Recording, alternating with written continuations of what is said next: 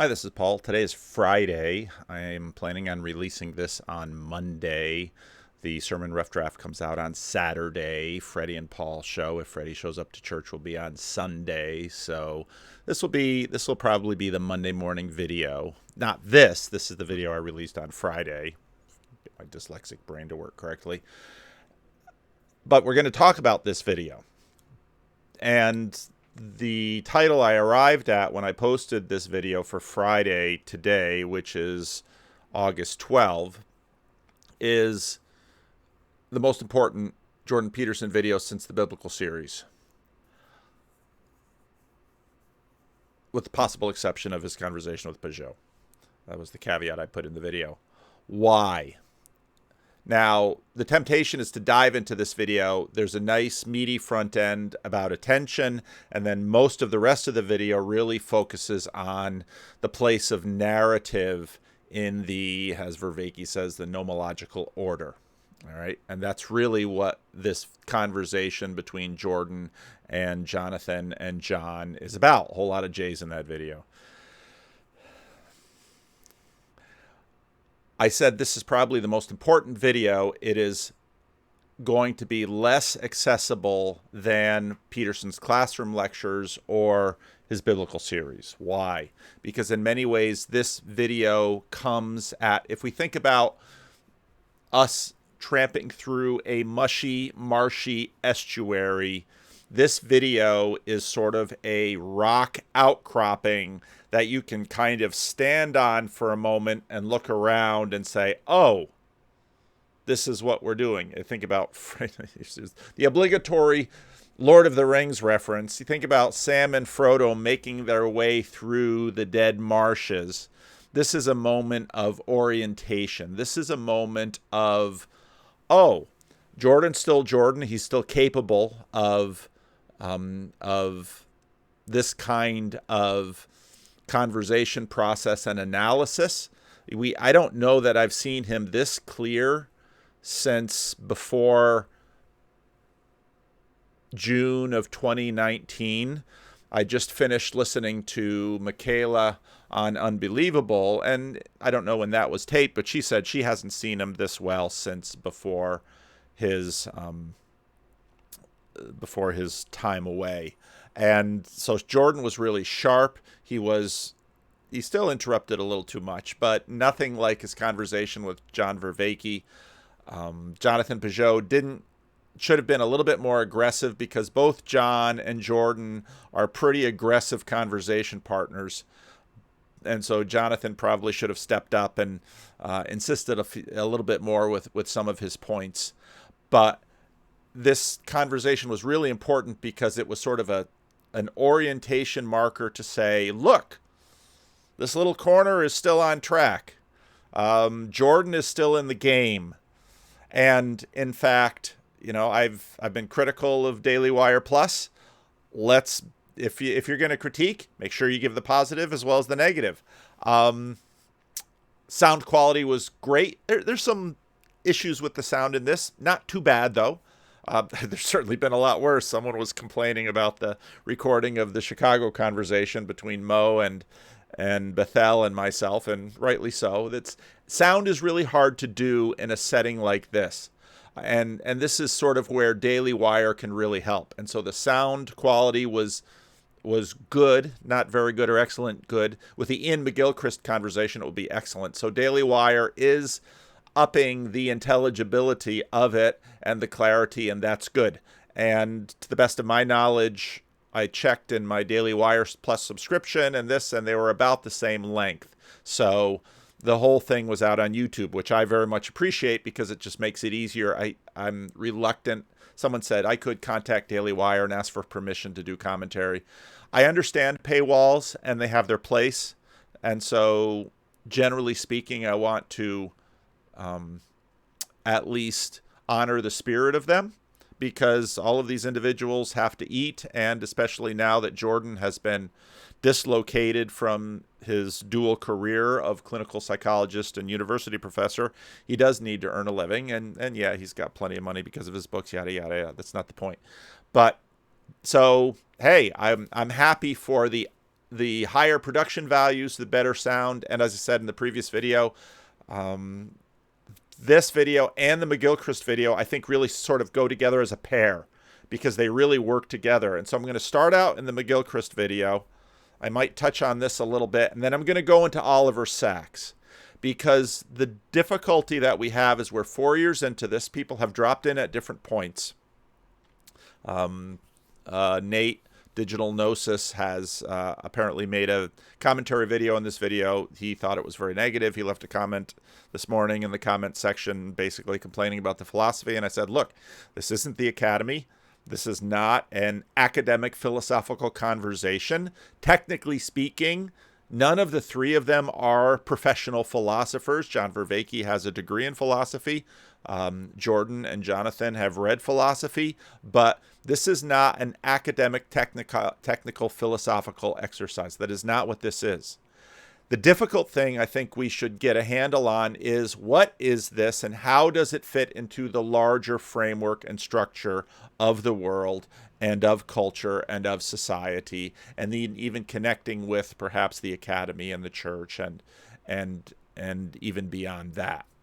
And so I want this video to focus on the concrete. What is abstraction? How does it function? What is conceptualization? And this is where Oliver Sacks is going to be a big help. But even before that help, the Ian McGilchrist conversation is a huge help. And I haven't gone all the way through it.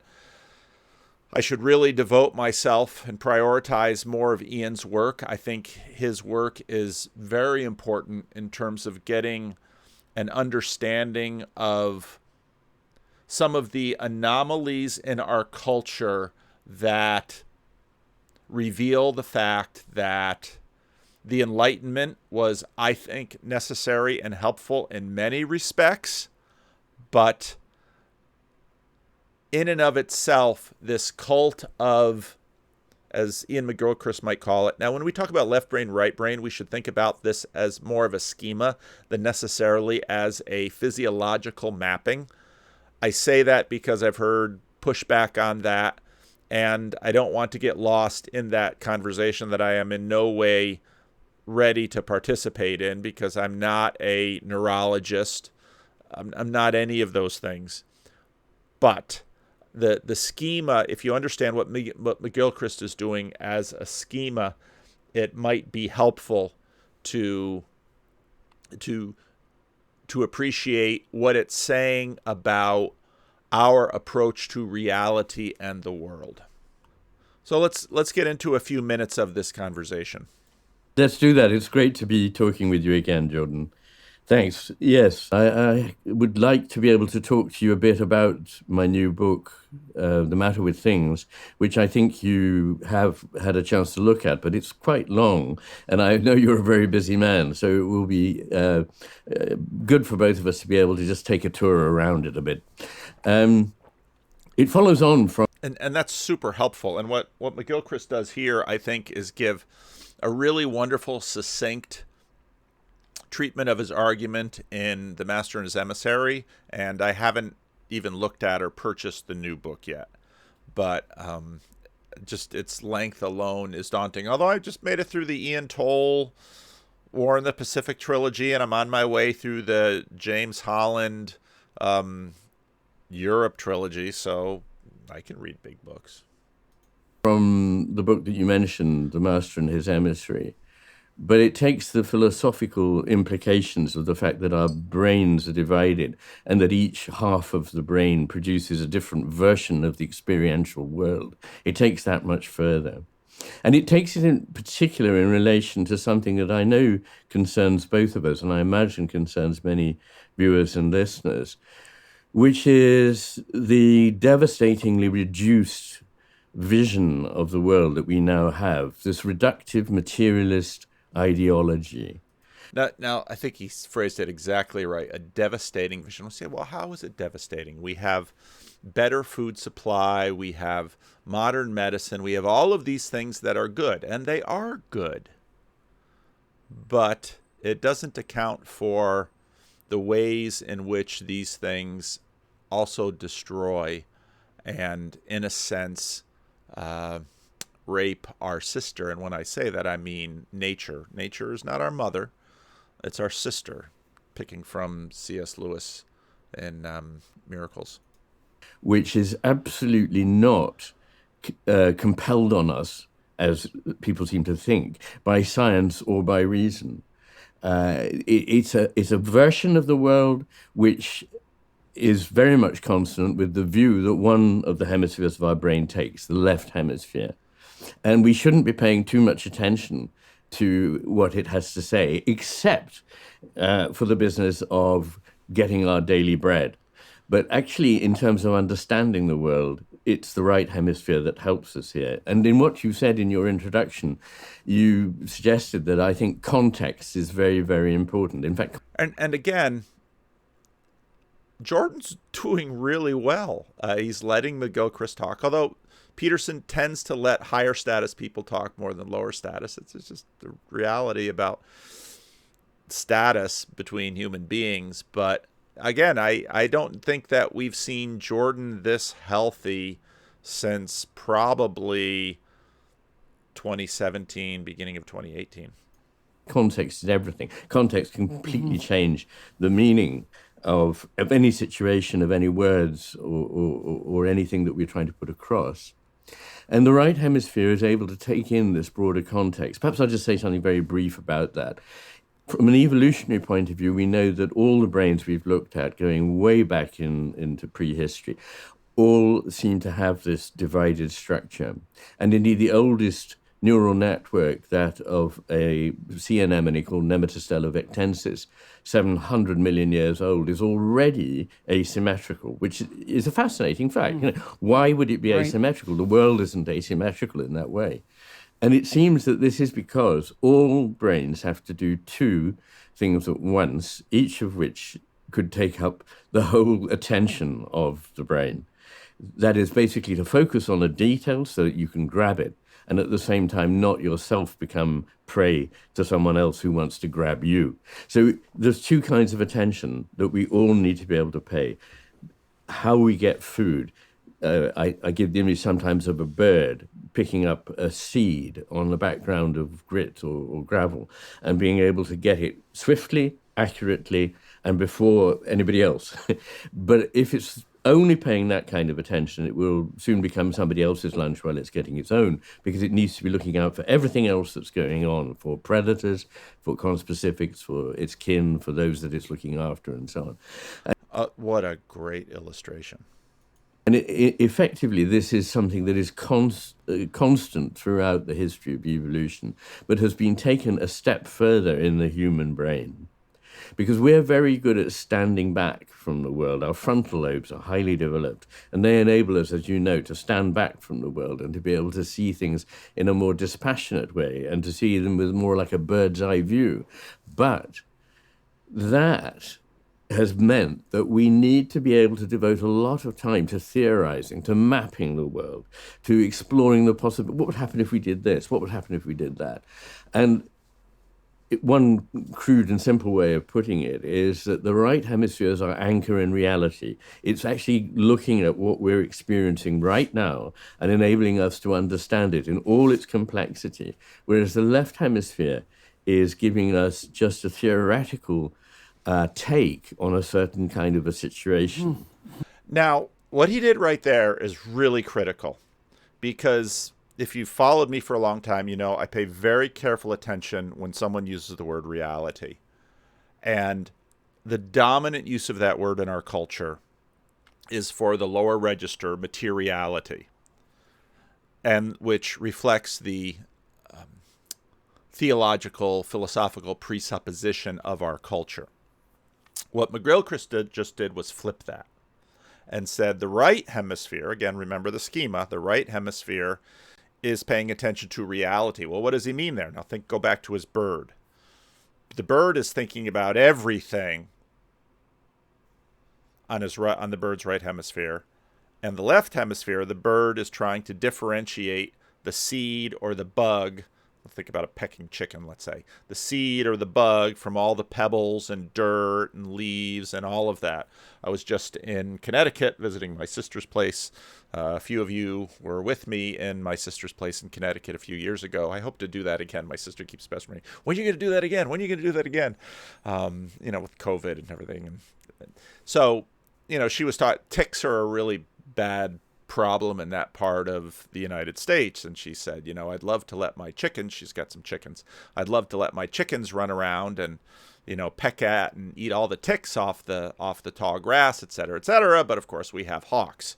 So the chickens have to both be able to look with precision for the minutia of ticks, deer ticks in all of this tall grass and wildflowers that my sister has on her little B&B in Connecticut. And they have to pay attention for the hawks. And so one morning I would tend to get up early and I would sit out on this little stone. This is a 18th century farmhouse that she owns. I'd sit on this little stone platform that's right outside the door and surrounded by wildflowers, and I'd watch the hawks come in, and it was just lovely. But the chicken has to think about the hawks and the other chickens. The chicken has to think about everything. And Ian McGilchrist says there's reality. And then also the tick that the chicken is trying to eat. Well, that's a reality too, of course, but McGilchrist sort of flips the reductionist materialist assumption and says everything is the greater reality. And of course, everything is a little bit more related to God number one. And so it's part of I think the inversion. This is why McGilchrist's work is important, because the inversion that happens in the Enlightenment, where the priority sort of gets transposed between the two hemispheres. And McGilchrist's argument is that transposition is a terrible error.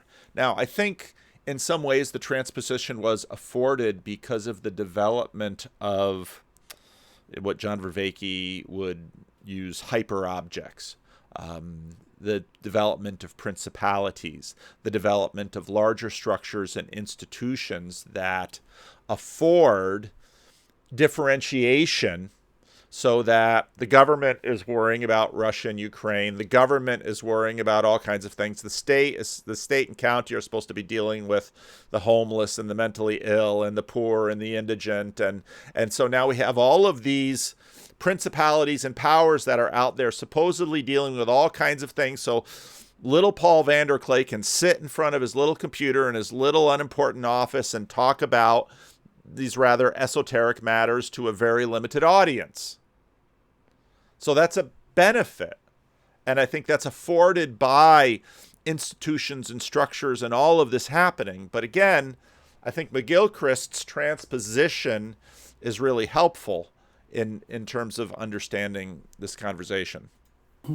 So is it reasonable to assume, so a bunch of thoughts have been going through my mind, and and he hasn't interrupted them. So and I think this is a sign that Jordan is doing well, and he's healthier now, because, back to that Vervaeke video, if in dealing with people who are struggling in one way or another, could be pain, could be illness. One of the real powers we have, which I don't always have, is the ability to restrain ourselves. There's almost nothing more difficult than to restrain ourselves, and it requires health to do so. So I think this is a wonderful conversation, and I'm not even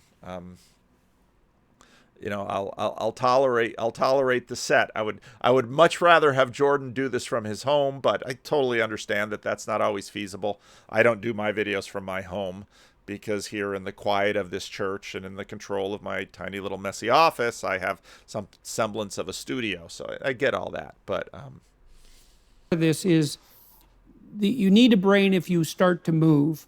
And if you start to move and interact with the world, then you have the problem of the part versus the whole. That's it. And you talked about the bird that has to distinguish something very specific, a seed against a background, let's say, of pebbles. Yeah. But the same bird having to be concerned about the broader context for the presence of predators, for example. And so the problem is while you're focused on something specific, the rest of the world is still there. And also that the separation between the part and the rest of the world is in some manner, what would you say? It's artificial and arbitrary. Now, can't help but dive between these videos.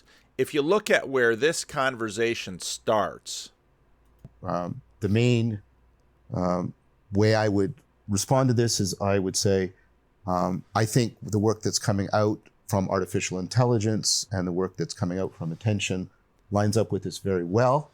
I don't have any significant disagreement with that proposition. Structure, and I on, and because I'd like to see if find out. And so we're going to do this a little different. This is going to be a little different than many of the conversations I've had because it'll have a bit more structure. And I want to read the propositions. There's, I think, about 15 of them. And I want Jonathan and John to comment on them, to tell me where they agree, to tell me where they disagree, tell me what they don't understand, and to see if I can, well, learn something as a consequence. That's kind of the hope. And so we'll start with this first proposition. To see the world, we must prioritize our perceptions.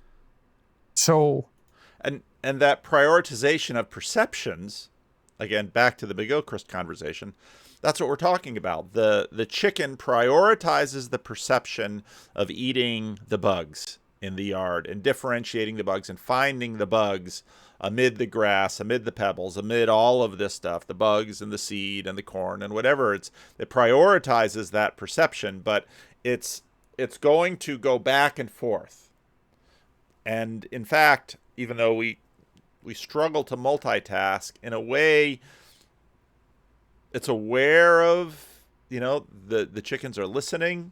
Their peripheral vision is keeping a eye out for shadows and wings above those hawks coming, flying around, listening to the hawks, their little cry as they go through. We have very similar hawks here in Sacramento. There's a little park area near my home, and often in the summer I'll see those hawks just circling, and I'm sure they're looking for mice and rodents out there in the grass. And so, all of this is going to, and so attention has a fair amount to do with it.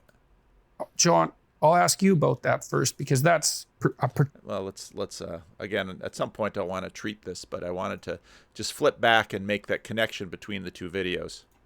Because if you're trying to eat and then you get eaten, that pretty much does in any utility of eating. Effectively, there aren't parts.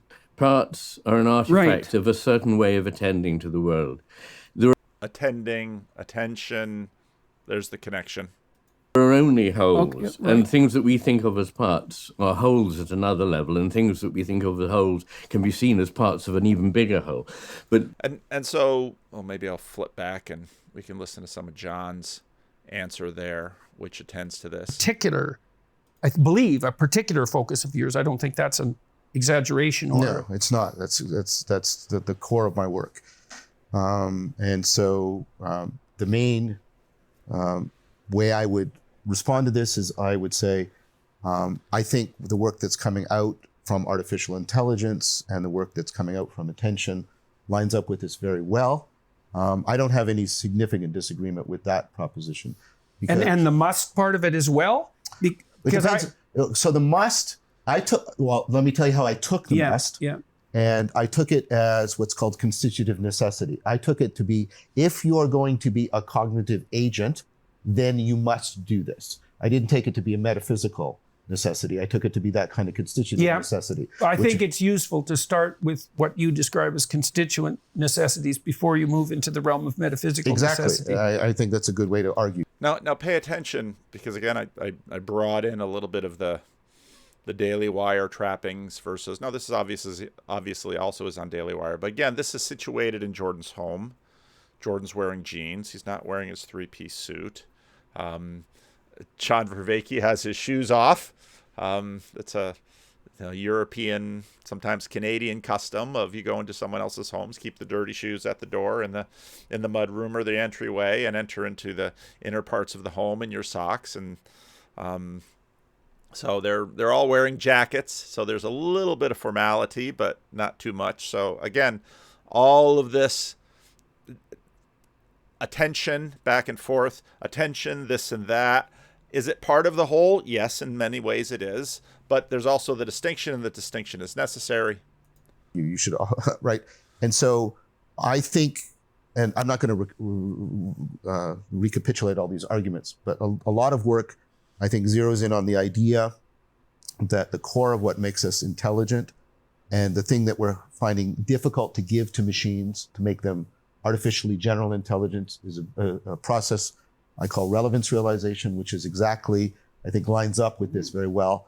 The amount of information available to you in the world is astronomically vast, all the things you could pay attention to. The amount of information in your long-term memory, especially if you think of all the ways it could be combined, is also astronomically vast. Right. Oliver Sacks has a number of very interesting things that he speculates about memory and its capacities in that book, The Man Who Confused His Wife for a Hat. I'm not going to get into them in this video, probably.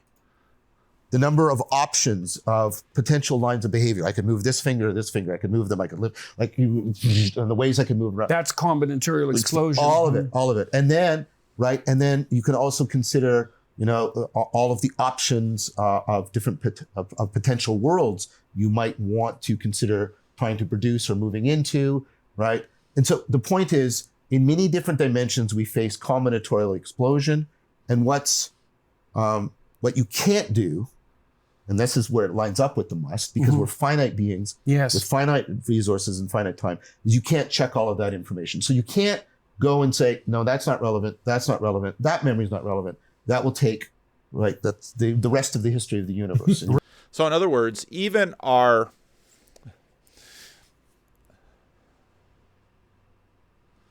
let's call it our attention director, intentionality as we experience it is not our attention director. Our attention is directed by what? And relevance realization.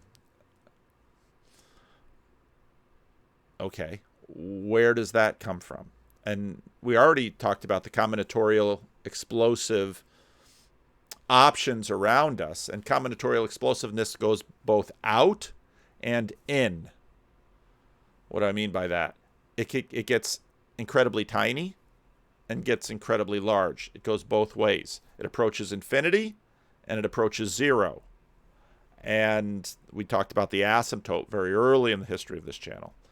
And so there's that dynamic going on. And so now you've got the bicameral mind in the McGilchrist conversation, and you can see that the bicameral mind is an attempt to deal with the combinatorial explosiveness that goes in both directions.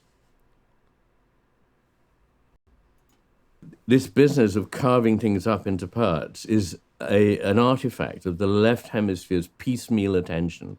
So because it's trying to focus on this small detail, it's homing in on a certain little tiny bit, perhaps 3 out of the 360 degrees arc of attention. Right. And that leads to... And so 360 degrees towards infinity is the combinatorial explosiveness out, and the 3 degrees towards absolute precision, higher and higher resolution. Again, there's irony, because higher and higher resolution is an ability to attend to the smaller and smaller and smaller and smaller. And so you've got all of this dynamic going at the same time. A different take on the world from that of the right hemisphere. And if I can just put this in a couple of simple sentences. The left hemisphere sees a world which is made up of fragments, of tiny pieces that are familiar because they're what it wants. It knows it's targeting them. They are... Okay, now, the left hemisphere here, science in some ways resides there, because that is the quest of science, to reduce everything into tiny causations. A little bit later in the weeds conversation with Pageau and Vervaeke and Peterson, they're going to talk about narrative and if-then and some of that. But this is deep behind the conversation with Vervaeke and Pageau and Peterson is the wrestling of this dynamic that McGilchrist is pointing to. The all and the one. And there's this relationship between the all and the one. All is one. Okay. Yeah. But we live in the between the all and the one, just like we live between the upper and the lower register. And the bicameral brain both has to attend to the all and it has to attend to the one.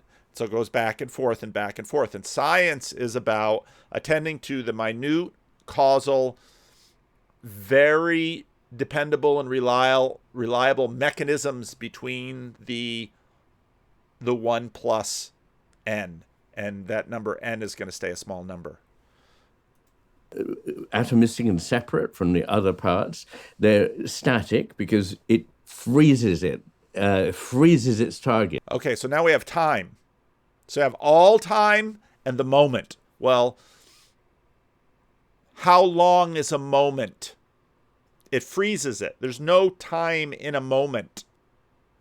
Well, our experiential moments might have a time aspect, but sometimes that's very difficult. We might talk about the moment that was the Second World War.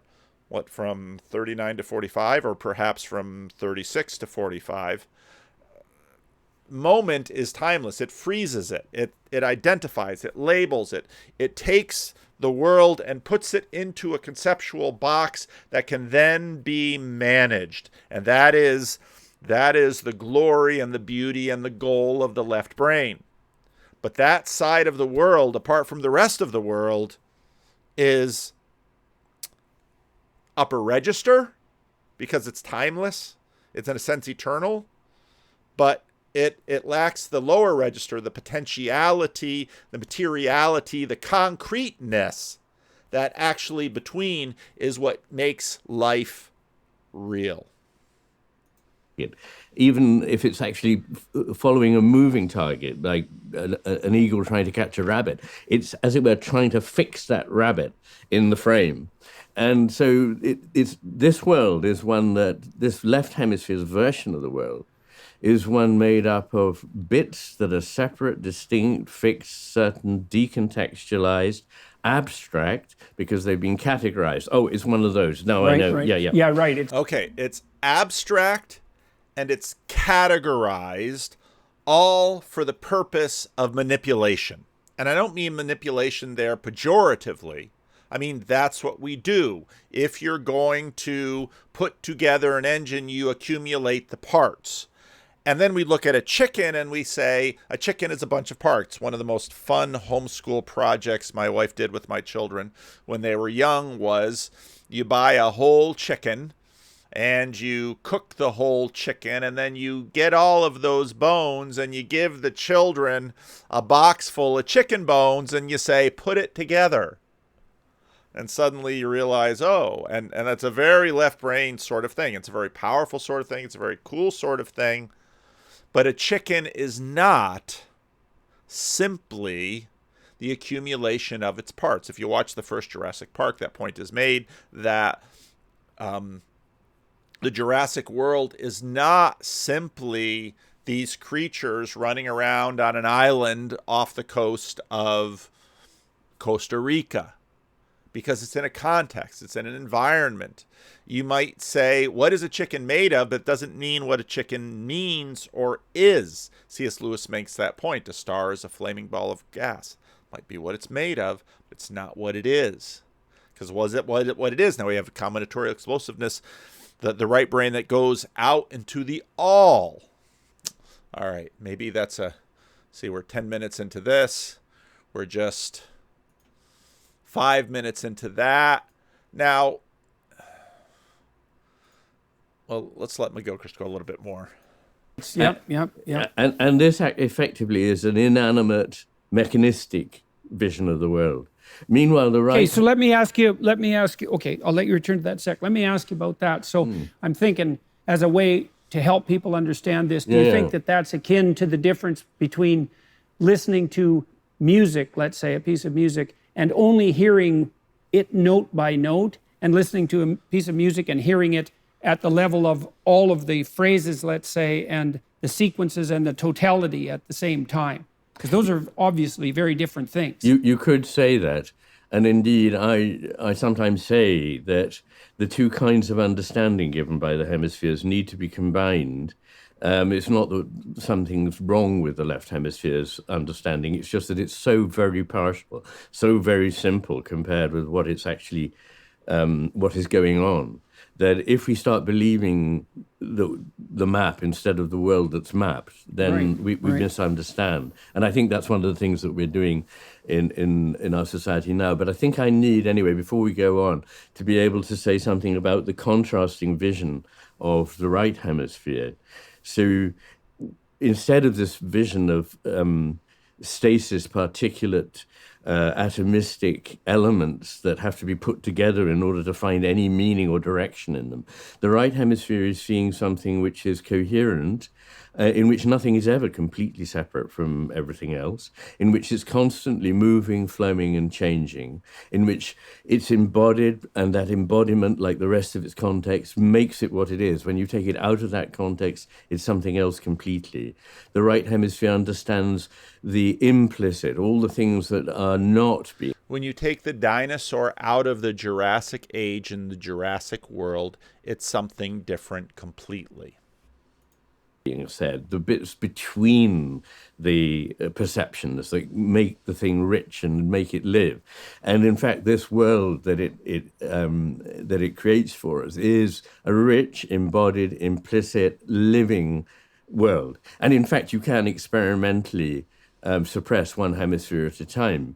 And what we find is that when the left hemisphere is working alone, it does see things that we would normally see as living, as mechanisms, as zombies, as inanimate. Whereas the right hemisphere working alone will see things that normally we would think of as inanimate, as animate.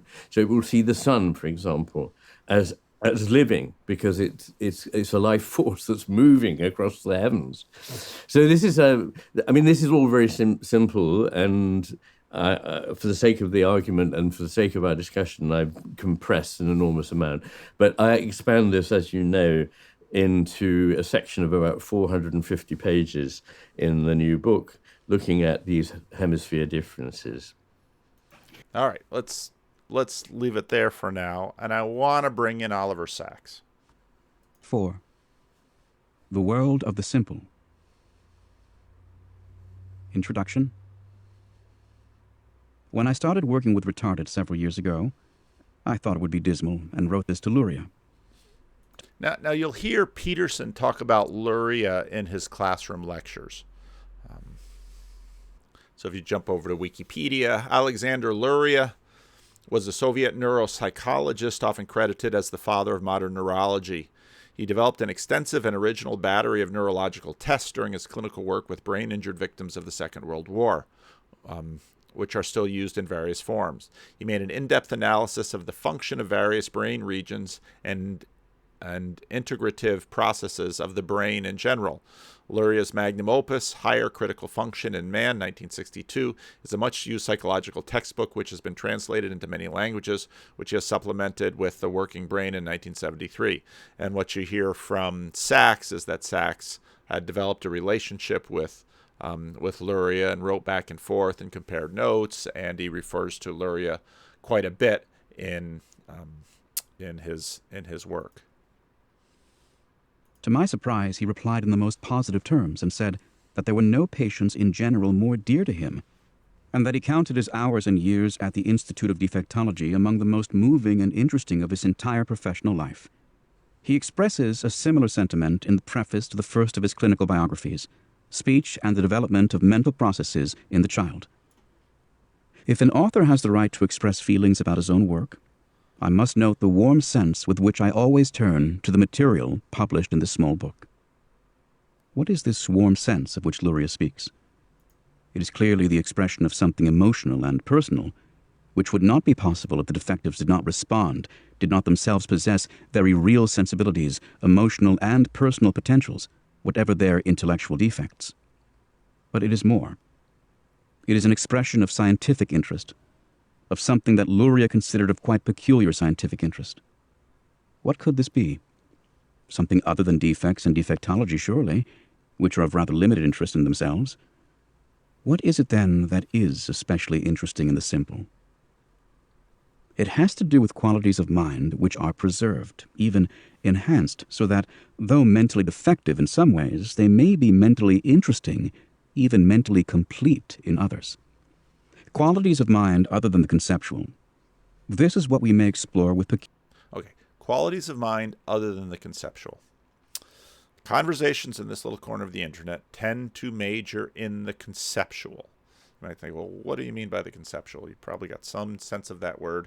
By listening to Oliver Sacks deal with the simple and listening to the story of Vervaeke, you'll have a better understanding of the conceptual. A lot of what's being talked about in these conversations stays at the conceptual realm. Okay? Now, what is a concept? Think about Ian McGilchrist's treatment of the right brain and the left brain. Concepts are very much the left brain's attempt to, watch the language, conceptualize a far bigger reality out there in the world. So we see all this dynamics, all this stuff's going on. Okay, in order to sort of track this, in order to look for the seed or the tick or the grain of corn, in order to peck at it, we have to turn it into a concept. And once we have it in a concept, we can have that into language and we can use these labels. So once we have a concept, now suddenly we can move concepts around. We can treat concepts as if they're these little building blocks, as if they're these little things out in the world. And then suddenly we can manage that. And that's an insanely powerful capacity that we have and that we do. And it's wonderful and it's all that. But it is part of a particular world. And you won't find a concept in my sister's wildflower garden. Now, you might say it's full of concepts. The concept of weed, the concept of wildflower, the concept of tick, the concept of, it's full of concepts. But the concepts are not physical. Concepts are a product of the left brain. The thing that the concept is pointing to, because concepts do point to again, this is enormously but okay, so concepts, the conceptual brain. Now, as we get into the story of Vervaeke, we're going to deal with, as I talked about in my previous video about the twins, about the machine. Well, what is the machine? Well, the machine is this world that we're living in, and it's a world that is replete with concepts and conversations around concepts and agreements around conversations around concepts that are deeply impacting behaviors and forming and shaping and molding us within this machine in order to achieve things and do things. But notice how many levels up we really are by that point. peculiar clarity in the simple mind, as we may also in the minds of children and savages, though, as Clifford Geertz repeatedly emphasizes, these categories must never be equated. Savages are neither simple nor children. Children have no savage culture. Okay, now let's talk about savages. Now, that sounds like we're terribly colonial, talking about the savages. What do we mean by that term? What is that concept? What does that point to? It points to people outside the civilizational network that is now a global network. Now it gets portioned down, and part of what we're seeing, I was watching one of these videos that's getting served up to me on, part of the Ukraine, part of what's happening now in terms of the geopolitical struggle with Russia is Russia's been put out of the civilization. So now, in a sense, they've become neo-savages. It's what happens in a war, that you turn the other side into savages so then you can kill them. That's how war works. But the savages, and in this case, these are human communities that have, and they're more and more difficult to find. I don't even know if there are any anymore, that are not somehow brought into and tied into the human network that trades in concepts and moralities and worldviews and religions and all of those things. They have their own systems. They don't share and are not plugged into and are not accounted for by this large world system that we are currently living in the middle of. And the simple are neither savages nor children. Yet there are important kinships, and all that Piaget has opened out for us in the minds of children, and Levi-Strauss in the savage mind, awaits us in a different form in the mind and world of the simple. What awaits our study is equally pleasing to the heart and mind, and as such especially incites the impulse to Luria's romantic science. What is this quality of mind, this disposition, which characterizes the simple and gives them their poignant innocence, transparency, completeness, and dignity, a quality so distinctive we must speak of the world of the simple as we speak of the world of the child or the savage? If we are to use a... Okay, so the world of the savage, the world of, well, that's another whole network that's disconnected from this larger globalized network that we've all been taking part of. The world of a child is a world that is emerging, and it's really just sort of emerging within this network. And as we'll see with many of the case studies that he has in this book, these individuals, because of their disabilities, can't fully be brought into that entire network. Single word here, it would have to be concreteness. Their world is vivid, intense, detailed, yet simple, precisely because it is concrete, neither complicated, diluted, nor unified by abstraction. Okay, that's key right there. And this is exactly, so why the other 95% of, what's the goal of this video? How can we locate the conversation with Peterson and Vervaeke? Let me adjust my windows here a little bit. Yeah, this works. That's good. My desire for order here. How can we locate this conversation and this world with the other one? By a sort so distinctive we must speak of the world of the simple as we speak of the world of the child or the savage. If we are to use a single word here, it would have to be concreteness. Their world is vivid, intense, detailed, yet simple, precisely because it is concrete, neither complicated, diluted, nor unified by abstraction. By a sort of... Now notice what abstraction does. We'll play that again. So distinctive we must speak of the world of the simple as we speak of the world of the child or the savage. If we are to use a single word here, it would have to be concreteness. Their world is vivid, intense, detailed, yet simple, precisely because it is concrete, neither complicated, diluted, nor unified by abstraction. Neither. What does abstraction do then? It does all of these things. It does all of these things for us. It dilutes, but it also coheres. Abstraction is a way of taking this right brain world and making it graspable, manageable. And when we're doing that in community with the other people in the network, children aren't yet in the network. They are being formed in order to participate in the network. Savages are not in the network. By definition, they are out of the network. And what our world seeks to do is include them in the network. But the simple are these anomalies. Unlike children, unlike children and savages, unlike the network keeps trying to integrate them, but because of a disability in their matrix, they cannot fully be assimilated. And then what they are, because they are not now consumed by the network and assimilated into the Borg, because they are distinct, what they are windows into systems outside the machine. By a sort of inversion or subversion of the natural order of things, concreteness is often seen by neurologists as a wretched thing, beneath consideration, incoherent. not just neurologists, by science. Well, why would concreteness, of all things, be abhorrent to science? You'd say, well, of course, concreteness is not abhorrent to science. Science studies concreteness. Concreteness is, in fact, the study, and in fact, perhaps concreteness is the greatest sacred domain of science. But because it is its sacred domain, it is also its destroyer.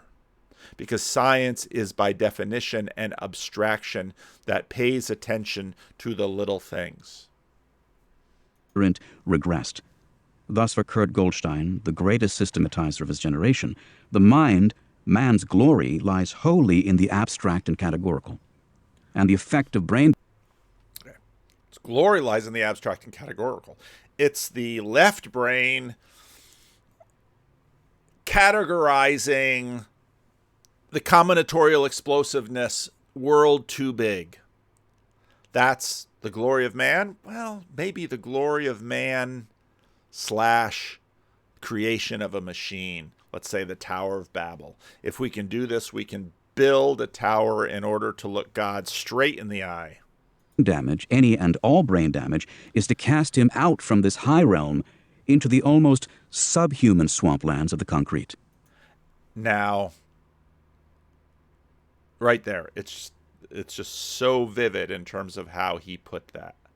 Subhuman realm of the concrete, because we live up there in the categories, not in the concrete. And you can see influence of Greek culture here too, because it all must become categorized, because we're moving up the Tower of Babel.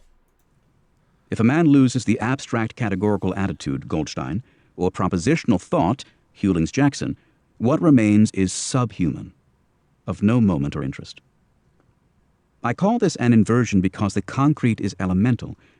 It is what makes reality real, alive, personal, and meaningful. So, again, if we saw McGilchrist do a transposition, an inversion, now Sachs does one. Because there are these dualities which are deeply ironic. The science would say, no, I study the most real because I study the concrete. No, but you wish to take the concrete and turn it immaterial into an abstraction. When the students of science go to the bookstore at college, starting this fall, they are not going to be buying concrete things. They are there to get abstractions, and their goal is to go out into the world with their abstractions and to dominate and have dominion over the world via their abstractions and put the entire world into the abstractions. And what stands in their way is the concrete, ironically. Because the vision of science is to dominate the concrete and, in fact, to obliterate the concrete. Now, to go back to another really key Jordan Peterson conversation, his conversation with Roger Scruton, each time you bump into the concrete and it doesn't fit into your abstraction, into your system, into your machine, you have a problem. And on that point, you almost have a moment of revelation. Because now, suddenly, the world in its concreteness appears to you. But there is this class of individual out there that is resistant to our science. And we have, as in the story of the twins, which I shared in this video, in the strange business of seeing, where we looked at the twins. We will take these people and we will destroy their lives for the sake of the machine. Isn't that what we're doing by aborting Down's children? Because these individuals are witnesses to another world that the machine hates, because they resist the religion of the machine. All of this is lost if the concrete is lost, as we saw in the case of the almost Martian Dr. P, the man who mistook his wife for a hat, who fell in an un-Goldsteinian way from the concrete to the abstract. Okay, so in the man who mistook his wife for a hat, he went the other way. He couldn't recognize the concrete. And, well, Much easier to comprehend and altogether more natural is the idea of the preservation of the concrete in brain damage. Not regression to it, but preservation of it. and that distinction is so key. They don't regress to the concrete. They preserve the concrete in their world. And this is what he's going to show in Vervaeke and in the other case studies that he presents. So that the essential personality and identity and humanity, the being of the hurt creature, is preserved. This is what we see in Zizetsky, the man with a shattered world. He remains a man, quintessentially That's one of Luria's books. a man with all the moral weight and rich imagination of a man, despite the devastation of his abstract and propositional powers. Here Luria, while seeming to be supporting the formulations of Hewlings Jackson and Goldstein, is at the same time turning their significance upside down. Zizetsky is no feeble Jacksonian or Goldsteinian relic, but a man in his full manhood, a man with his emotions and imagination wholly preserved, perhaps enhanced. His world is not shattered, despite the book's title. It lacks unifying abstractions, but is experienced as an extraordinarily rich, deep, and concrete reality. I believe all this to be true of the simple also, the more so as, having been simple from the start, they have never been seduced by the abstract. They've never known the abstract. They can't be they can't be seduced by it. They can't be brought into the machine. They can be subjugated by the machine, but they will never be brought into the machine to do what? To wield it on others. But have always experienced reality direct and unmediated, with an elemental and at times overwhelming intensity. And right there you see that, in fact, our penchant for abstractions and conceptualizations, then once these things overtake us, these things mediate our relationship with reality. We don't see it directly, we see it through. Now, you can make an argument that even the simple have to see reality through something, but they won't see it through the machine.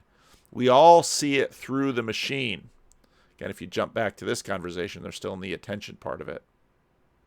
Cultural achievement, and we don't recognize and we tend to overgeneralize the things we think for which we can provide recipes. This is one of the Right. This is That's part of an algorithm issue. Yes, exactly.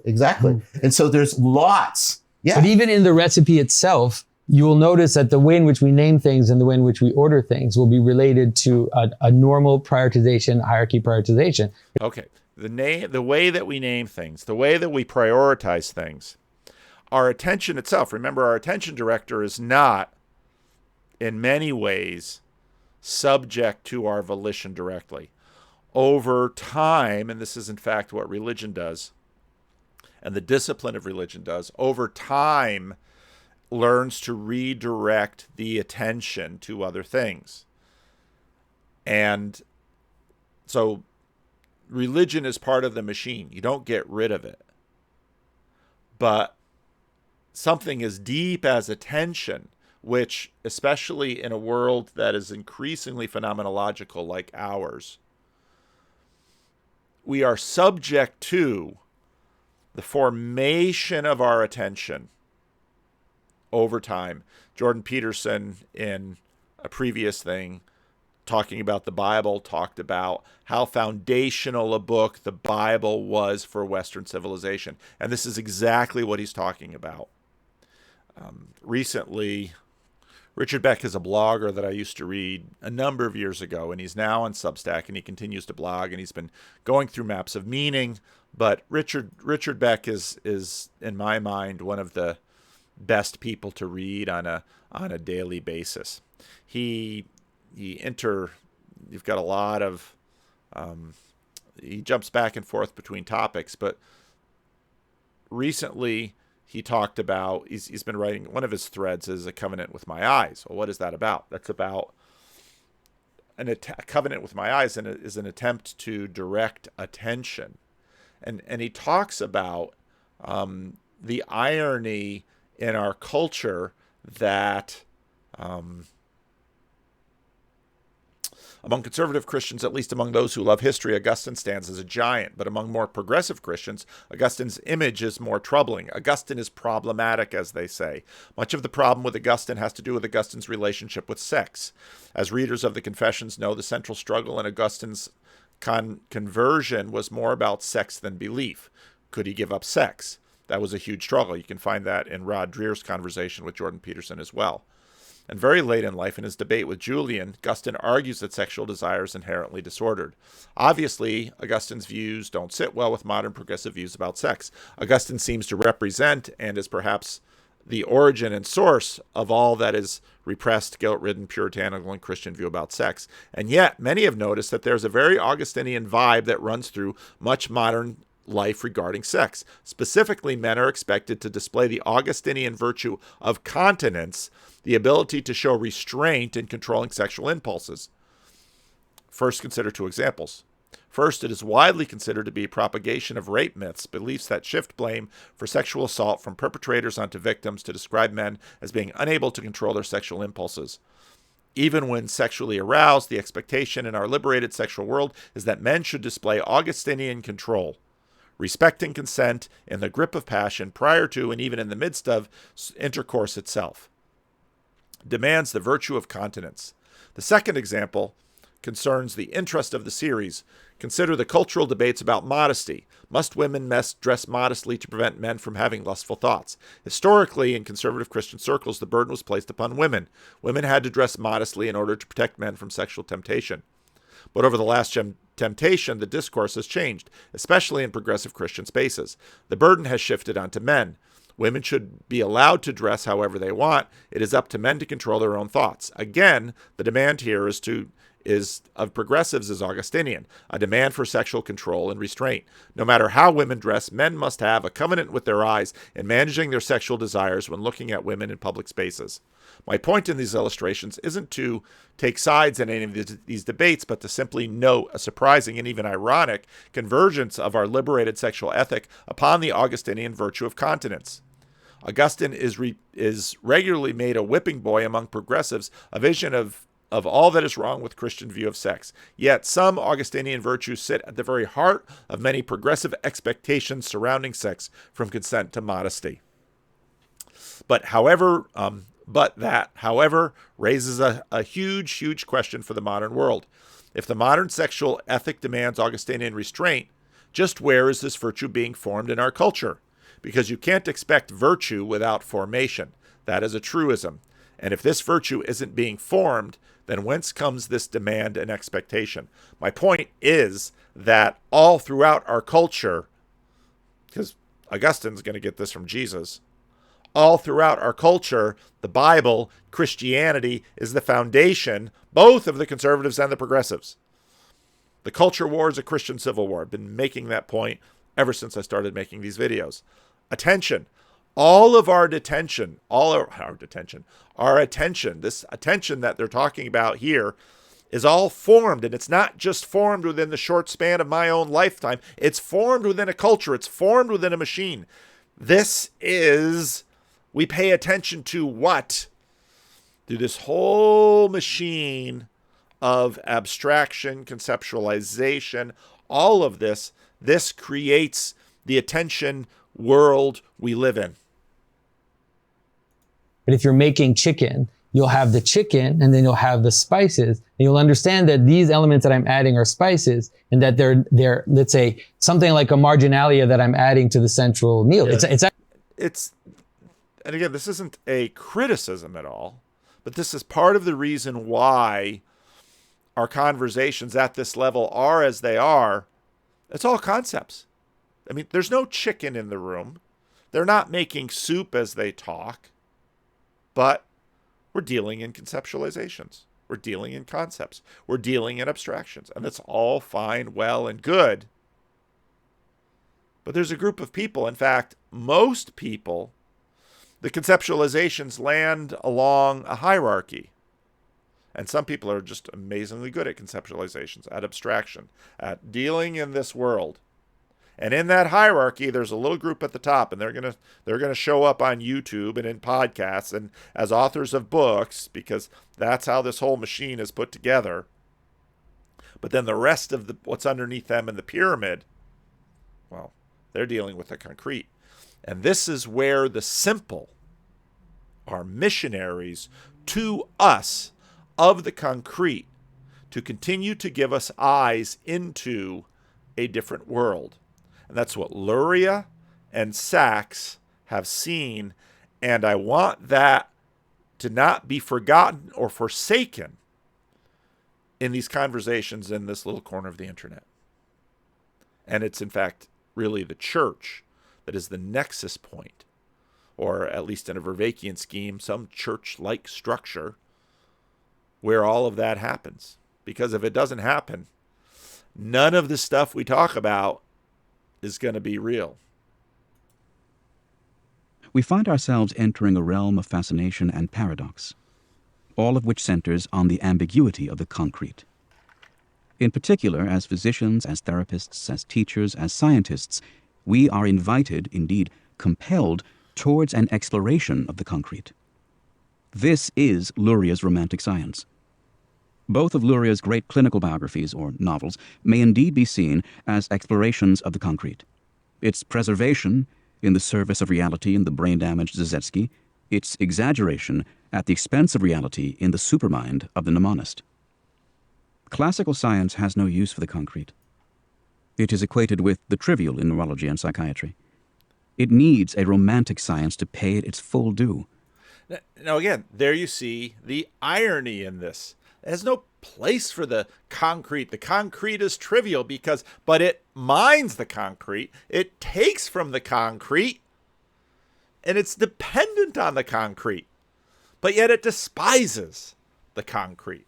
It's like an elitist politician that pretends to be the voice of the people, but finally is for themselves. To appreciate its extraordinary powers and dangers. And in the simple, we are confronted with the concrete head on, the concrete pure and simple, in unreserved intensity. The concrete can open doors, and it can close them too. It can constitute the portal to sensibility, imagination, depth, or it can confine the possessor or the possessed to meaningless particulars. We see both of these potentials, as it were, amplified in the simple.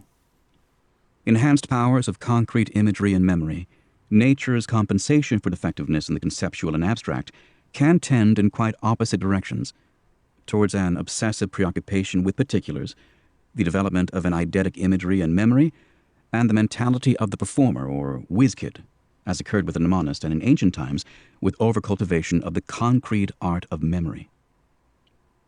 But of much greater interest, much more human, much more moving, much more real, yet scarcely even recognized in scientific studies of the simple, though immediately seen by sympathetic parents and teachers, is the proper use and development of the concrete. The concrete equally may become a vehicle of mystery, beauty, and depth, a path into the emotions, the imagination, the spirit, fully as much as any abstract conception, perhaps indeed more, as Gershom Scholem has argued in his contrast of the conceptual and the symbolic, or Jerome Brunner in his contrast of the paradigmatic and the narrative. The concrete is readily imbued with feeling and meaning, more readily perhaps than any abstract conception. Now, here's another irony. Because the idea is often that feelings are abstractions. But the concrete is imbued with these things. And we know that because of these aliens from concrete land that live among us, that we despise, that we condescend, that we try as best we can to incorporate them into the machine. But there's life down there at a level that we thought, and again, this is sort of reductive materialist dogma.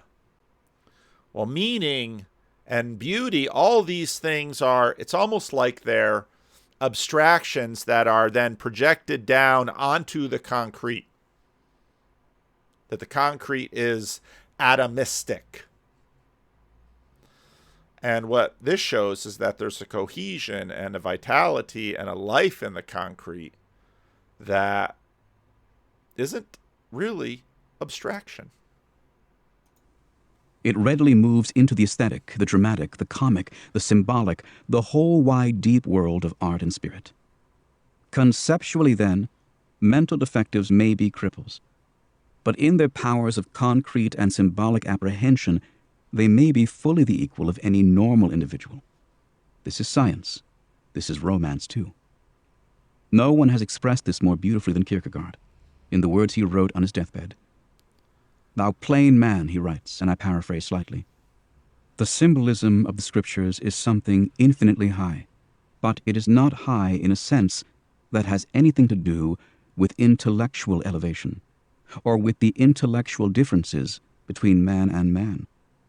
No, it is for all is this infinite height attainable." Now, this is the power of the symbol, of the symbolic world, that it's not exactly an abstraction. This stuff is a lot of what Lewis talks about in Miracles in terms of the new creation, and in his chapter Horrid Red Things. That a multidimensional space would be different, almost beyond recognition from the space we are now aware of, yet not discontinuous from it. That time may not always be for us, as it now is, unilinear and irreversible. That other parts of nature might someday obey us as our cortex now does. It is useful not because we can trust these fancies to give us any positive truths about the new creation, but because they teach... Okay, positive truths. What are positive?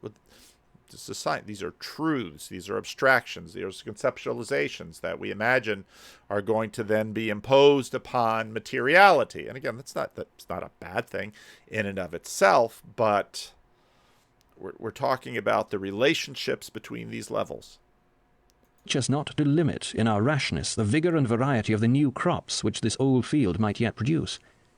We are therefore compelled to believe that nearly all we are told about the new creation is metaphorical, but not quite all. That is just where the story of the resurrection suddenly jerks us back like a tether. The local appearances, the eating, the touching, the claim to be corporeal, must be either reality or sheer illusion. What it isn't is conceptualization or abstraction.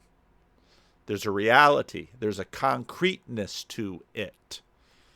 It's, again, all of the layers. That's the most real. The new nature is, in the most troublesome way, interlocked at some points with the old.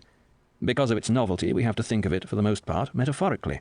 But because of the partial interlocking, some facts about it come through into our present experience in all their literal facthood, just as some facts about an organism are inorganic facts, and some facts about a solid body are facts of linear geometry.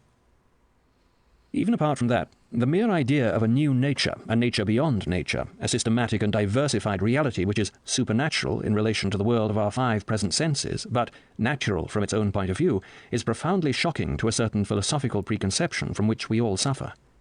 I think Kant is at the root of it. It may be expressed by saying that we are prepared to believe either in a reality with one flaw or in a reality with 2 flaws, but not in a reality like a skyscraper with several floors. We are prepared on the one hand for the sort of reality that naturalists believe in, that is a one-flaw reality. This present nature is all that there is. We are also prepared for reality as religion conceives it, a reality with a ground flaw, nature, and then above that one other flaw, and one only, an eternal, spaceless, timeless, spiritual something of which we can have no images, and which, if it presents itself to human consciousness at all, does so in a mystical experience which shatters all our categories of thought. Now we see sort of a Cartesian dualism. Well, here's sort of the 2 levels, and now Lewis is going to... What we are not prepared for is anything in between. We feel quite sure that the first step beyond the world of our present experience must lead either nowhere at all, or else into the blinding abyss of undifferentiated spirituality, the unconditioned, the absolute. That is why many believe in God who cannot believe in angels and the angelic world. That is why many believe in immortality who cannot believe in the resurrection of the body. That is why pantheism is more popular than Christianity, and why many desire a Christianity stripped of its miracles. I cannot now understand, but I well remember the passionate conviction with which I myself once defended this prejudice. Any rumour of flaws or levels intermediate between the unconditioned and the world revealed by our present senses I rejected without trial as mythology. Yet it is very difficult to see any rational grounds for the dogma that reality must have no more than two levels. There cannot, from the nature of the case, be evidence that God never created and never will create more than one system. Each of them would be at least extra-natural in relation to all the others, and if any of them is more concrete, more permanent, more excellent and richer than another, it will be to that other supernatural. Nor will any partial contact between any two obliterate their distinctness. In that way there might be natures piled upon natures to any height God pleased, each supernatural to that below it, and subnatural to that which surpassed it. But the tenor of Christian teaching is that we are actually living in a situation even more complex than that. A new nature is being not merely made, but made out of an old one. We live amid all the anomalies, inconveniences, hopes, and excitements of a house that is being rebuilt. Something is being pulled down, and something going up in its place. To accept the idea of intermediate floors, which the Christian story will, quite simply, force us to do if it is not a falsehood, does not of course involve losing our spiritual apprehension of the top floor of all. Most certainly, beyond all worlds, unconditioned and unimaginable, transcending discursive thought, there yawns forever the ultimate fact, the fountain of all other facthood, the burning and undimensioned depth of the divine life. Most certainly also to be united with that life in the eternal sonship of Christ is, strictly speaking, the only thing worth a moment's consideration. And insofar as that is what you mean by heaven, Christ's divine nature never left it and therefore never returned to it, and his human nature ascended thither not at the moment of the ascension, but at every moment. In that sense, not one word that the spiritualizers have uttered will, please God, ever be unsaid by me, but it by no means follows that there are not other truths as well. We'll leave that for now. Back to Sachs. Very low intellectually, unable to put a key to a door, much less understand the Newtonian laws of motion, wholly unable to comprehend the world as concepts, and yet fully able, and indeed gifted, in understanding the world as concreteness. This making this person an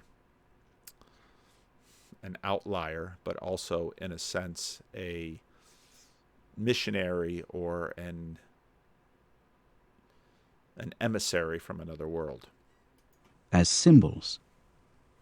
This is the other side, the almost sublime other side of the singular creatures, the gifted simpletons, Martin, Jose, and the twins. Yet it may be said they are extraordinary and atypical. I therefore start this final section with Vervaeke, a wholly unremarkable young woman, a simpleton, with whom I worked 12 years ago. I remember her warmly. Chapter 21. Vervaeke. Vervaeke was no child when she was referred to our clinic. She was 19, but as her grandmother said, just like a child in some ways. She could not find her way around the block. She could not confidently open a door with a key. She could never see how the key went and never seemed to learn. She had left-right confusion. She sometimes put on her clothes the wrong way, inside out, back to front, without appearing to notice, or if she noticed, without being able to get them right. She might spend hours jamming a hand or foot into the wrong glove or shoe. She seemed, as her grandmother said, to have no sense of space. She was clumsy and ill-coordinated in all her movements. A klutz, one report said. A motor moron, another. Although when she danced, all her clumsiness disappeared. Vervaeke had a partial cleft palate, which caused a whistling in her speech, short stumpy fingers with blunt deformed nails, and a high degenerative myopia requiring very thick spectacles, all stigmata of the same congenital condition which had caused her cerebral and mental defects. She was painfully shy and withdrawn, feeling that she was, and had always been, a figure of fun. But she was capable of warm, deep, even passionate attachments. She had a deep love for her grandmother, who had brought her up since she was 3, when she was orphaned by the death of both parents. She was very fond of nature, and, if she was taken to the city parks and botanic gardens, spent many happy hours there. She was very fond, too, of stories, though she never learned to read, despite assiduous and even frantic attempts, and would implore her grandmother or others to read to her. She has a hunger for stories, her grandmother said. And fortunately, her grandmother loved reading stories and had a fine reading voice which kept Vervaeke entranced. And not just stories, poetry too. This seemed a deep need. Now it's interesting how, to go, what dominates most of the conversation between Jordan and Jonathan and John is narrative. It's interesting how Vervaeke easily manages story. She can't do concept. She can't do conceptualization. She can't do abstraction. She can manage story. Need or hunger in Vervaeke, a necessary form of nourishment, of reality, for her mind. Nature was beautiful, but mute. It was not enough. She needed the world represented to her in verbal images, in language, and seemed to have little difficulty following the metaphors and symbols of even quite deep poems, in striking contrast to her incapacity with simple propositions and instructions. And again, in this way, symbol isn't abstraction. And the difference between those, it seems, is worth contemplating, because narrative, which is, of course, is deeply symbolic, Vervaeke can work with narrative, can't work with abstraction. And you even see that with, there's an abstraction involved in dressing yourself. There's an abstraction involved in a lot of the manipulation in the world. But these other things, she doesn't have any problem with. The language of feeling, of the concrete, of image and symbol formed a world she loved, and, to a remarkable extent, could enter. Though conceptually and propositionally inept, she was at home with poetic language, and was herself, in a stumbling, touching way, a sort of primitive natural poet. Metaphors, figures of speech, rather striking similitudes would come naturally to her, though unpredictably, as sudden poetic ejaculations or allusions. Her grandmother was devout in a quiet way, and this also was true of Vervaeke. She loved the lighting of the Sabbath candles, the benisons and orisons which thread the Jewish day. She loved going to the synagogue, where she too was loved, and seen as a child of God, a sort of innocent, a holy fool. Notice that she can manage the synagogue without any trouble. There was, years ago, a Down syndrome man who was a part of this congregation, and he had made profession of faith, which is how you become an adult member of this church, in the Christian Reformed Church. He'd made profession of faith. And he was a Down syndrome man, and he was quite severely disabled. But I wasn't there for his profession of faith. But years later, people would talk about how powerful, council members, just how powerful his profession of faith was. Now, if you talk to a seminarian, in fact, many ministers, the deepest flaw of our sermons are all the abstractions. It's the theology. Theology is generally an extremely abstract enterprise. But of course, this Down syndrome man could have no abstractions, but he could deal with symbol, he could deal with narrative, he could deal with religion. And so this to me is a hugely important point in this conversation. Again, the conversation with most of the conversations are just simply dealing with conceptualizations and abstractions. And that's all well and good. It's vitally important, but it doesn't get real until it gets into other registers. And I think, even though, of course, Peterson deals very well with abstraction and conceptualization, I think part of the reason his following became so diverse and his presence so powerful was that he also dealt with the concrete and the symbolic. And she fully understood the liturgy, the chants, the prayers, rites and symbols of which the Orthodox service consists. All this was possible for her, accessible to her, loved by her, despite gross perceptual and spatial temporal problems, and gross impairments in every schematic capacity. She could not count change. The simplest calculations defeated her. She could never learn to read or write, and she would average 60 or less in IQ tests, though doing notably better on the verbal than the performance parts of the test. Now, again, if you go back to the twins, who I talked about in a previous video and in this video, the twins couldn't do basic mathematical operations, but yet they could do what they could do with numbers. Well, how? Well, a lot of what we teach people, children, is conceptualizations. 2 + 2 is 4, and we root that along conceptualizations. And they couldn't do conceptualizations, but they could do other things. And, same with Vervaeke. Thus she was a moron, a fool, a booby, or had so appeared, and so been called, throughout her whole life, but one with an unexpected, strangely moving poetic power. Superficially, she was a mass of handicaps and incapacities, with the intense frustrations and anxieties attendant on these. At this level she was, and felt herself to be, a mental cripple, beneath the effortless skills, the happy capacities of others. But at some deeper level there was no sense of handicap or incapacity, but a feeling of calm and completeness, of being fully alive, of being a soul, deep and high, and equal to all others. Intellectually, then, Vervaeke felt a cripple. Spiritually, she felt herself a full and complete being. Now, his use of spiritual there, that fudgy word. We would have to say, I don't think his use is illegitimate there, but we would have to understand again the context of the use of that word there.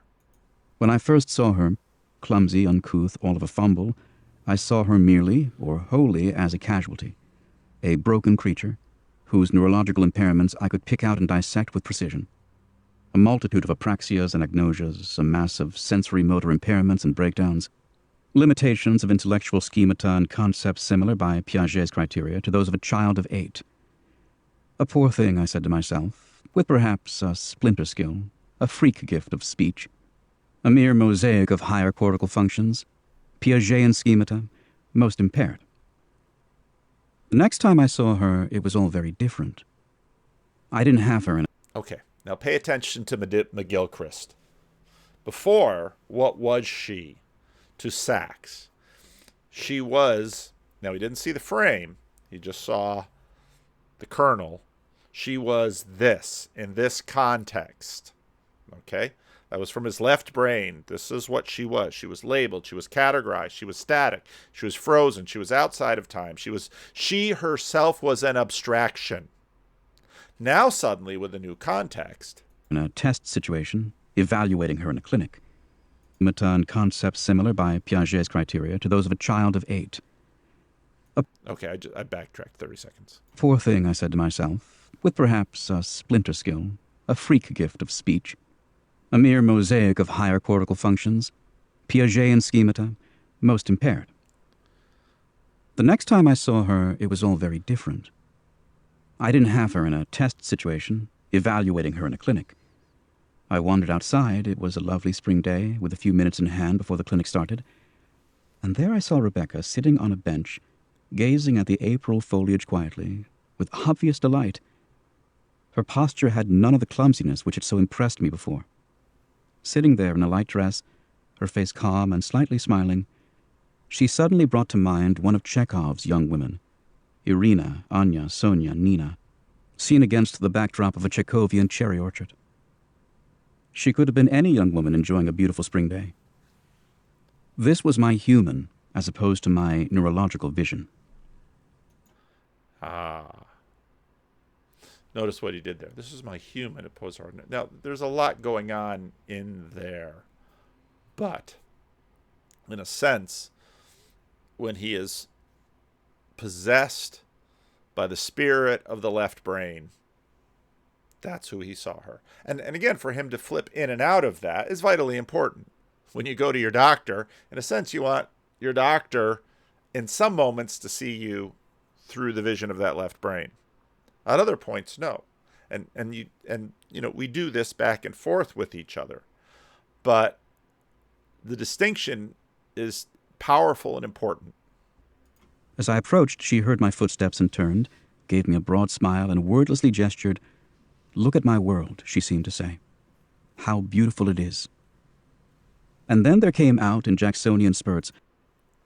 Now, of course, she doesn't say that, but in a sense, this is what happens through her.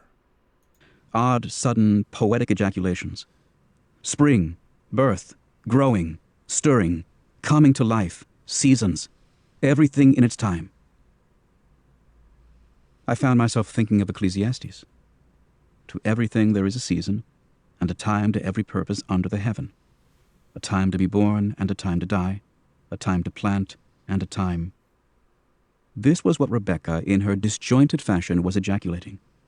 A vision of seasons, of times, like that of the preacher. She is an idiot Ecclesiastes, I said to myself. And in this phrase, my two visions of her, as idiot and as symbolist, met, collided, and fused.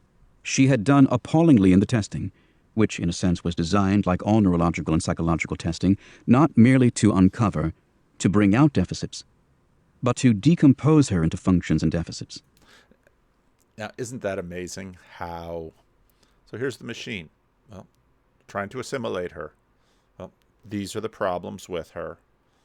We cannot fix them. Well, what does it mean, fix? To assimilate her into the machine. Therefore, she's defective. Pass. She had come apart horribly in formal testing, but now she was mysteriously together and composed. Notice how the testing decomposed her. Now she's composed. She's with posture. She's whole.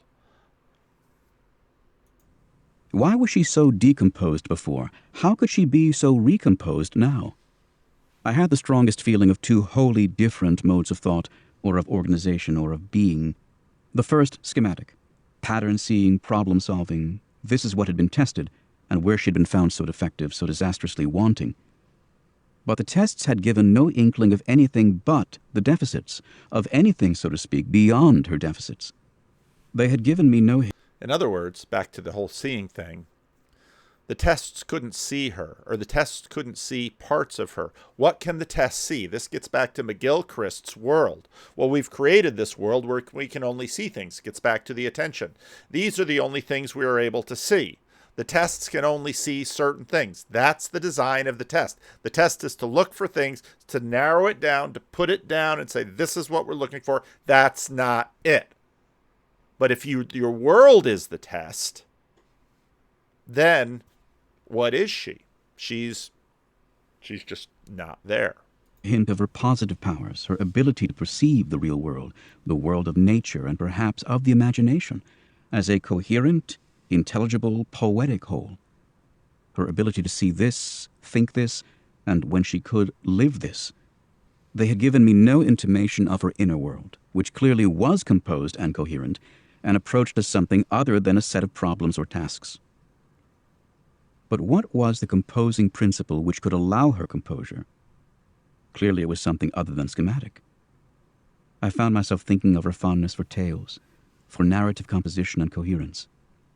Is it possible, I wondered, that this being before me, at once a charming girl and a moron, a cognitive mishap, can use a narrative or dramatic mode to compose and integrate a coherent world, in place of the schematic mode, which in her is so defective that it simply doesn't work? And as I thought, I remembered her dancing, and how this could organize her otherwise ill-knit and clumsy movements. Our tests, our approaches, I thought, as I watched her on the bench, enjoying not just a simple but a sacred view of nature, our approach, our evaluation... Not just a simple, but a sacred view of nature. What on earth does he mean by that? Maybe we can go back to another excellent piece by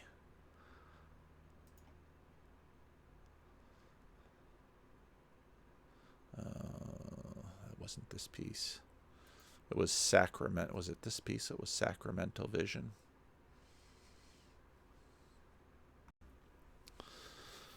Drawing from the rich tradition of Orthodox iconography, Grope places vision at the center of the Christian practice and spiritual formation. The Christian life is a journey of sight, coming to behold the beatific vision. As Paul describes in 1 Corinthians 13, the journey of love is coming to see God more and more clearly until we gaze upon each other face to face. We make this journey, in the words of Ephesians, by learning to see with the eyes of the heart. This vision is sacramental. As we come to behold invisible spiritual truths shining through material reality, proper Christian vision participates in a sacramental ontology, where we see a world charged with the grandeur of God. This woman, Rebecca, in a sense, sees a world charged with the grandeur of God, even though she can't participate in the machine.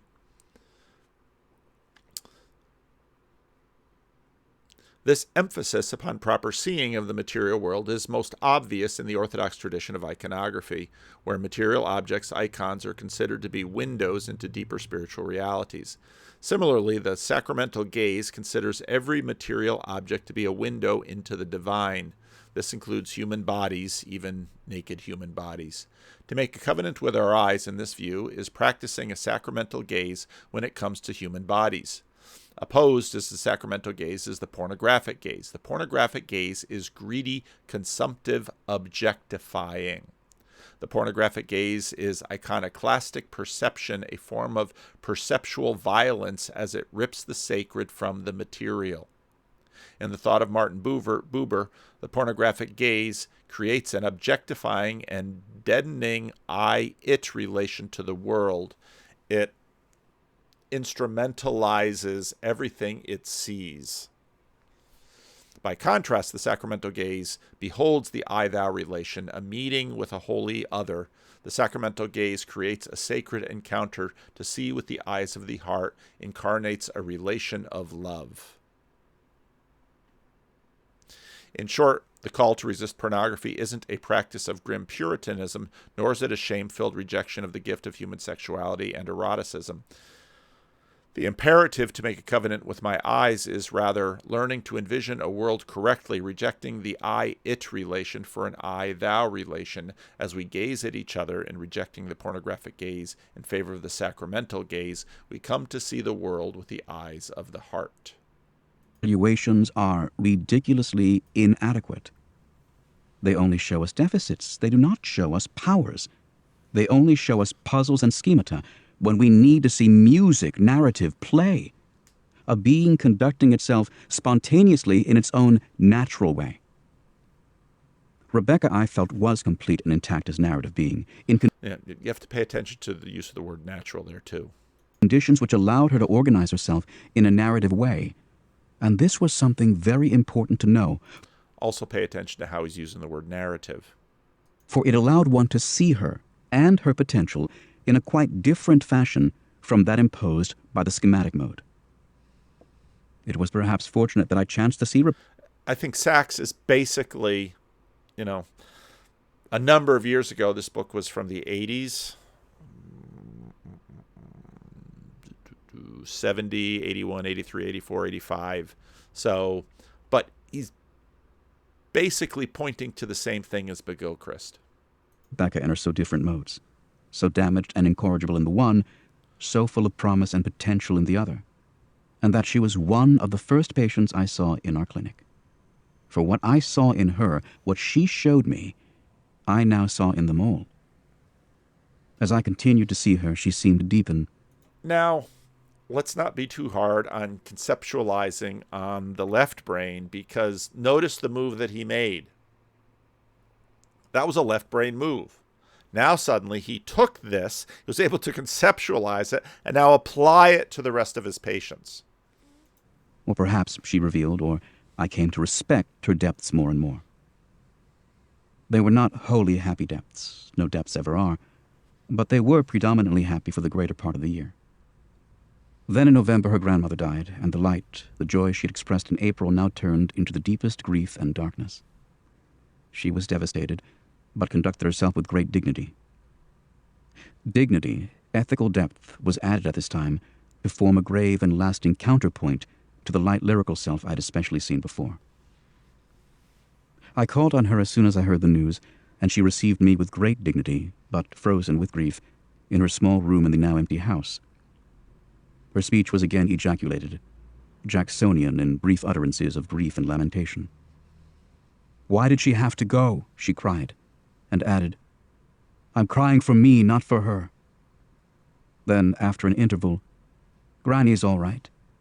She's gone to her long home." Long home. Was this her own symbol, or an unconscious memory of or allusion to Ecclesiastes? "I'm so cold," she cried, huddling into herself. It's not outside, it's winter inside. Cold as death. Isn't that powerful? It's not outside, it's winter inside. Again, it's so simple, but it's so poignant, it's so penetrating, it's symbolic, it's not conceptual. In fact, the symbolic and the conceptual sort of stand apart from each other. Death, she added. She was a part of me. Part of me died with her. She was complete in her mourning, tragic and complete. There was absolutely no sense of her being then a mental defective. After half an hour, she unfroze, regained some of her warmth and animation, said, "It is winter. I feel dead. But I know the spring will come again." The work of grief was slow but successful, as Vervaeke, even when most stricken, anticipated. It was greatly helped by a sympathetic and supportive great-aunt, a sister of her granny, who now moved into the house. It was greatly helped by the synagogue and the religious community, above all by the rites of sitting Shiva, and the special status accorded her as the bereaved one, the chief mourner. It was helped too perhaps by her speaking freely to me, and it was helped also, interestingly, by dreams which she related with animation and which clearly marked stages in the grief work. Now pay attention, so much of what happens in grieving traditions and rituals later perhaps can be apprehended by the conceptualizers and advocated for and programmized. But notice again how that entire realm lives in both the concrete and the symbolic before the conceptual even can appropriate it, and I think cannot really fully appropriate it. As I remember her, like Nina in the April sun, so I remember her etched with tragic clearness in the dark November of that year, standing in a bleak cemetery in Queens, saying the Kaddish over her grandmother's grave. Prayers and Bible stories. Now, notice again how her religious tradition gives her words to say. Had always appealed to her, going with the happy, the lyrical, the blessing side of her life. Now, in the funeral prayers, in the 103rd Psalm, and above all in the Kaddish, she found the right and only words for her comfort and lamentation. During the intervening months, between my first seeing her in April and her grandmother's death that November, Vervaeke, like all our clients, an odious word then becoming fashionable, supposedly less degrading than patients, was pressed into a variety of workshops and classes. As part of our developmental and cognitive drive, these two were in terms at the time. It didn't work with Vervaeke. It didn't work with most of them. What was happening? Machine, let's get a hold of these and make them read C.S. Lewis's essay on equality or membership. They're not going to be integrated to be members of a body. They're going to be fodder for a machine. It was not, I came to think, the right thing to do, because what we did was to drive them full tilt upon their limitations, as had already been done futilely and often to the point of cruelty throughout their lives. We paid far too much attention to the defects of our patients, as Vervaeke was the first to tell me, and far too little to what was intact or preserved. To use another piece of jargon, we were far too concerned with defectology, and far too little with narratology, the neglected and needed science of the concrete. Vervaeke made... Now, that I think is really helpful when, I'm not going to have time to do it today, but when we get into the what dominates the Pageau, Peterson, Vervaeke conversation, which is narrative. Because narrative deals with the concrete. Science tends to deal with the abstract. Now, where I fell sort of in that conversation is, again, both Pageau and I, and Peterson, I would say, are probably less anxious about narrative and its limitations as John is. But I think John's participation in that conversation is vital because it keeps enthusiasm about narrative from overreaching. But narrative seems to connect with the concrete, and science tends to, again, it mines the concrete for the sake of the abstract, because that's what science is interested in, creating abstractions that can be deployed and used to colonize other concreteness. But there's, Lewis again talks about this in various ways in his book, Miracles. There's a concreteness to reality that defies science. And this is where we get into this seeing business about the man who mistook his wife for a hat, because for all the concreteness of his wife, he could not see her. The abstraction got in the way. Clear by concrete illustrations by her own self, the two wholly different, wholly separate forms of thought and mind, paradigmatic and narrative, in Brunner's terminology. And though equally natural and native to the expanding human mind, the narrative comes first, has spiritual priority. Very young children love and demand stories and can understand complex matters presented as stories when their powers of comprehending general concepts, paradigms, are almost non-existent. Notice that. And again, I think this gives us an inclination of just how deep narrative is. It is this narrative or symbolic power which gives a sense of the world, a concrete reality in the imaginative form of symbol and story. And this is, again, where McGilchrist is reaching. An abstract thought can provide nothing at all. A child follows the Bible before he follows Euclid, not because the Bible is simpler, the reverse might be said, but because it is cast in a symbolic and narrative mode. And in this way, Vervaeke, at 19, was still, as her grandmother said, just like a child. Like a child, but not a child, because she was adult. The term retarded suggests a persisting child. The term mentally defective, a defective adult. Both terms, both concepts, combine deep truth and falsity.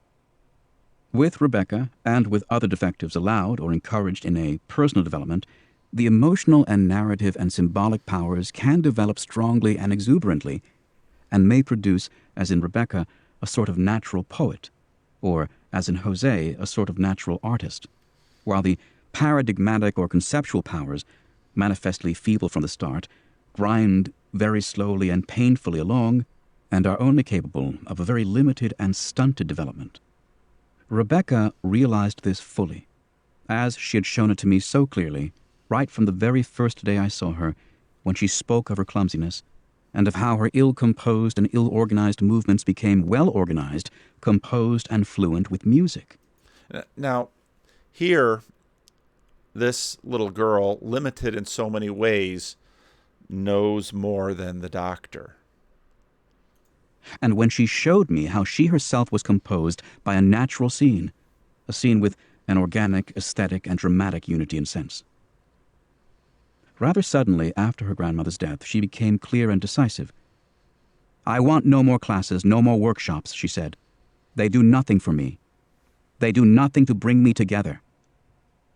And then, with that power for the apt model or metaphor I so admired, and which was so well developed in her despite her low IQ, she looked down at the office carpet and said, "I'm like a sort of living carpet. I need a pattern, a design, like you have on that carpet. I come apart. I unravel unless there's a design." This is a level of self-knowing which is profound. She recognizes that she is not independent. She, in fact, is dependent on patterns in her context that afford her. It's just an amazing statement. I looked down at the carpet, as Vervaeke said this, and found myself thinking of Sherrington's famous image, comparing the brain-mind to an enchanted loom, weaving patterns ever dissolving but always with meaning. I thought, can one have a raw carpet without a design? Could one have the design without the carpet? But this seemed like the smile without the Cheshire cat. A living carpet, as Vervaeke was, had to have both. And she especially, with her lack of schematic structure, the warp and woof, the knit of the carpet, so to speak, might indeed unravel without a design, the scenic or narrative structure of the carpet. I must have meaning, she went on. The classes, the odd jobs have no meaning. What I really love, she added wistfully, is the theater. We removed Vervaeke from the workshop she hated and managed to enroll her in a special theater group. She loved this. It composed her. She did amazingly well. She became a complete person, poised, fluent, with style in each role. And now if one sees Vervaeke on stage, for theater and the theater group soon became her life, one would never even guess that she was mentally defective. Postscript. The power of music, narrative, and drama is of the greatest practical and theoretical importance. One may see this even in the case of idiots with IQs below 20 and the extremist motor incompetence and bewilderment. Their uncouth movements may disappear in a moment with music and dancing. And now I think this can give us a sense of, Lewis was talking about the new creation. This can give us a sense of how we can be transposed, transfigured, transformed into new creations. Think about how she needed the pattern. And then in the theater, she had the context. And within that arena, she now could become an agent. Now, our language of transformation, again, tends to be mechanical, schematic, as Sachs says. In the Christian life, it's much more now within the realm of the body. We then grow up into who we were made to become. And you can see that illustrated in this. Suddenly, with music, they know how to move. We see how the retarded, unable to perform fairly simple tasks involving perhaps 4 or 5 movements or procedures in sequence, can do these perfectly if they work to music. The sequence of movements they cannot hold as schemes being perfectly holdable as music, that is, embedded in music. The same may be seen very dramatically in patients with severe frontal lobe damage and apraxia, an inability to do things, to retain the simplest motor sequences and programs, even to walk, despite perfectly preserved intelligence in all other ways. This procedural defect, or motor idiocy, as one might call it, which completely defeats any ordinary system of rehabilitative instruction, vanishes at once if music is the instructor. Now, music has been an ongoing element in this conversation. Think about Drew, who studies this. He's been on the channel. And it gives us an insight into the world, into how we are, into what we are, into how we can be remade, into what we can become. All this, no doubt, is the rationale, or one of the rationales, of work songs. What we see fundamentally is the power of music to organize, and to do this efficaciously as well as joyfully when abstract or schematic forms of organization fail. Indeed, it is especially dramatic, as one would expect, precisely when no other form of organization will work. Thus, music, or any other form of narrative, is essential when working with the retarded or apraxic.